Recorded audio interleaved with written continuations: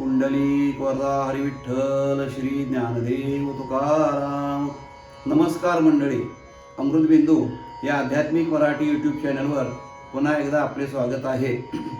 आजच्या चिंतनाचा श्लोक आहे, लपावे अति आदरे रामरूपी, भयातीत निश्चिंत येसु स्वरूपी, कदा तो जनी पाहताही दिसेना, सदा ऐक्यतो भिन्न भावे वसेना.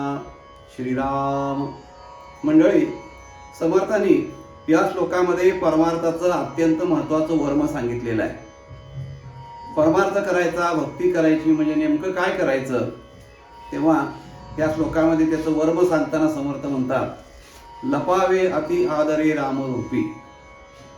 रामरूपी अति आदरे लपावे म्हणजे नेमकं काय, तर रामाच्या ठिकाणी आपण हरवून जावं, रामरूपामध्ये एकरूप व्हावं असा त्याचा अर्थ होतो. लपणे याचा अर्थ न दिसण्यासारखी अवस्था प्राप्त होणे, म्हणजे आपलं वेगळेपण न राहणे अशी त्याची अवस्था आहे.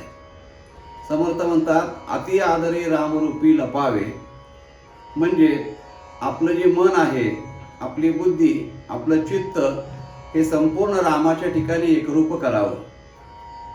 महाराजांनी एका ठिकाणी म्हणले, मन हे राम झाले, मन हे राम झाले, प्रवृत्ती ग्रासोनी कैसे निवृत्तीशी आले. मन राम झालं पाहिजे, चित्त राम झालं पाहिजे.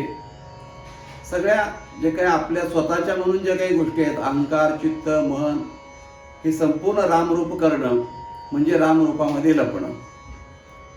आणि हे अति आदर आहे म्हणजे प्रेमानं झालं पाहिजे. भक्तीमध्ये प्रेमाला, आदराला अत्यंत महत्त्व आहे.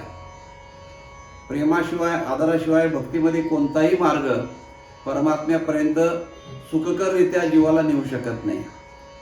बाह्य क्रियाकर्म केला आणि आदर आणि प्रीती जर नसेल तर त्या क्रियाकर्माला काही अर्थ उरत नाही. म्हणून अति आदरे असं समर्थ म्हणतात. कारण का, तर त्या रामरूपामध्ये जर आपण एकरूप झालो तर त्या जीवाची अवस्था काय आहे, भयातीत निश्चिंत, ह्या दोन अवस्था जीवाला प्राप्त होतात. जीव भयातीत होतो. तुकाराम महाराजांनी एका ठिकाणी सुंदर सांगितले की, हरी आला हाता मग कैची भय चिंता. इथं देव आपल्या हाताला येणं असं तुकाराम महाराज म्हणतात, आणि या श्लोकामध्ये समर्थाने आपण देवरूप होणं असं म्हणतात. दोन्हीचा परिणाम एकच आहे. देव आपल्या हाताला येणं काय आणि आपण देवरूप होणं काय, ह्याच्यामध्ये काही भिन्नता नाही, तशी वेगळी काय नाही.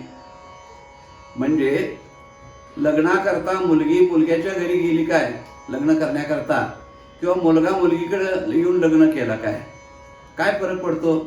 मुलीकडे होऊ दे अगर मुलाकडे होऊ दे, कुठेही लग्न म्हणून दोघांचं ऐक्य होणं हे महत्त्वाचं आहे ना. मुलीकडे झालं काय, मुलाकडे झालं काय, हे जसं आहे तसं शब्द फक्त वेगळे आहेत. हरी आला हाता, भगवान आपल्या हाताला येणं हा इथं शब्द आहे, आणि इथं आपण रामरूपामध्ये लपणं. परिणाम अर्थ दोन्हीचा एकच. परिणाम काय त्याचा, तर महाराज म्हणतात, भयातीत अवस्था प्राप्त होते. कुणाचंच भय राहत नाही. आपण रामरूप झालो, आपलं चित्तवृत्ती रामरूप जर झाली तर मग कळीकाळा सकट कोणाचंही भय राहत नाही. सगळ्यात मोठं भय आहे ते कळीकाळाचं आहे. त्या भयाचं सुद्धा जर निराकरण होत असेल तर मग बाकीची भीती, भय हे क्षुल्लक आहे त्या ठिकाणी. म्हणून भयातीत अवस्था प्राप्त होते आणि निश्चिंत अवस्था प्राप्त होते. तुकाराम महाराज म्हणतात, आता निश्चिंतीने पावलो विसावा. निश्चिंत म्हणजे कशाची चिंता करायची आता गरज उरत नाही शिल्लक. निश्चिंत झालो आपण म्हणतो ना. काही माणसं म्हणतात, वयस्कर माणसं, एकदा आता एक राहिले बघा, धाकट्या पोरग्याचं एकदा लग्न केलं की मी निश्चिंत झालो. म्हणजे बऱ्याच जबाबदाऱ्या पार पडल्या तर तेवढी एक जबाबदारी राहिलेली असं म्हणतात. निश्चिंत होणं याचा अर्थ सगळ्या चिंतेतून मुक्त होणं, चिंतारहित होणं अशी अवस्था आहे. म्हणून भगवत स्वरूपामध्ये आपण एकरूप जर झालो तर दोन गोष्टी आपल्याला प्राप्त होतात. आपण भयातीत होतो आणि निश्चिंत होतो. हे कशामध्ये, तर ये स्वस्वरूपी म्हणतात समर्थ. म्हणजे या स्वस्वरूपामध्ये, म्हणजे राम राम हा वेगळा कोण नाही, आपला आत्मा आहे तोच राम आहे. त्याला आत्माराम असा शब्द समर्थांचा आवडीचा शब्द आहे, आत्माराम. त्या आत्मारामाच्या ठिकाणी एकरूप झालं पाहिजे. म्हणजे आपल्या स्वस्वरूपामध्ये आपण लीन राहिलं पाहिजे. आपलं स्वचं चिंतन आपण करत राहणं म्हणजेच परमात्म्याचं चिंतन आहे. अशा स्वरूपानं त्या आत्मारामाच्या ठिकाणी एकरूप जर झालो तर भय आणि चिंता या दोन्हीपासून जीव मुक्त होतो. असा हा असणारा राम समर्थ म्हणतात,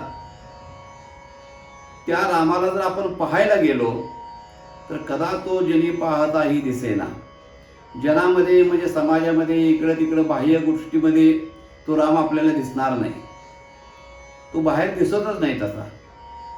कारण का तर त्याला बघण्याकरता दोन पदार्थ वेगवेगळे असतील तर दोन्ही पैकी एक आपल्याला बघता येतो ना. दोन पदार्थ जर नसतील तर मग त्याला बघायचं कुठं. म्हणून तो जनामध्ये इतर ठिकाणी तो पाहताना तसा दिसत नाही आपल्याला.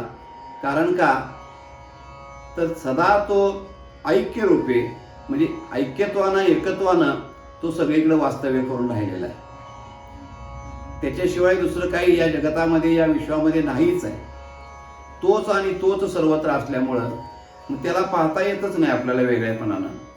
म्हणून त्याला वेगळेपणानं पाहण्याचा प्रयत्नच करू नये. ऐक्य रूपानं असणार तो परमात्मा तो राम आपलंही आत्मस्वरूप तेच आहे. म्हणून त्याच्या ठिकाणी रममान व्हावं, त्याचं चिंतन करावं, अनुसंधानामध्ये राहावं.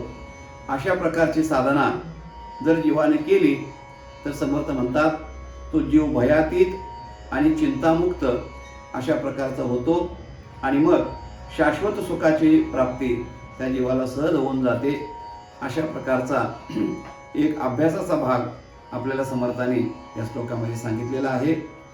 असं असणारं या श्लोकाचं हे चिंतन आहे. आपल्याला चिंतन कसं वाटतं ते जरूर कळवा. इतरांच्यापर्यंत त्याची माहिती जरूर पोचवा. भेटूया पुढच्या भागामध्ये पुन्हा. तोपर्यंत नमस्कार. रामकृष्ण आहे.